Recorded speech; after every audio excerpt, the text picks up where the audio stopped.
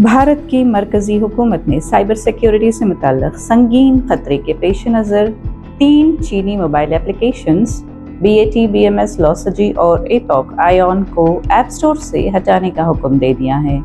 हुक्काम के मुताबिक इन ऐप्स का मुबैना तौर पर भारत में बैटरी से चलने वाली गाड़ियों खुसूसन इलेक्ट्रिक रिक्शा को दूर से बंद यानी रिमोटली डिसेबल करने के लिए गलत इस्तेमाल किया जा रहा था।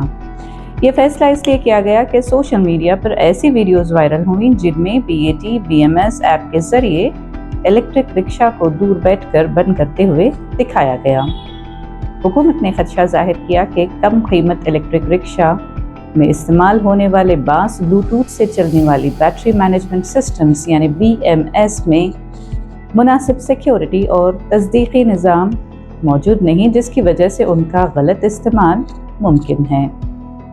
BAT, BMS ऐप चीन की कंपनी शेनज़ेन ग्रेनर्जी टेक्नोलॉजी को लिमिटेड ने तैयार की है। ये ऐप लिथियम बैटरी की कारकर्दगी बशमूल चार्ज लेवल, वोल्टेज, करंट और दर्जे हरारत की निगरानी करती है।